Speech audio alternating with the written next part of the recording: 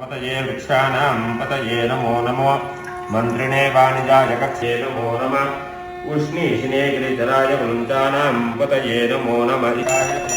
कालाय कालाग्निरुद्राय नीलकण्ठाय मृत्युञ्जयाय सर्वेश्वराय सदाशिवाय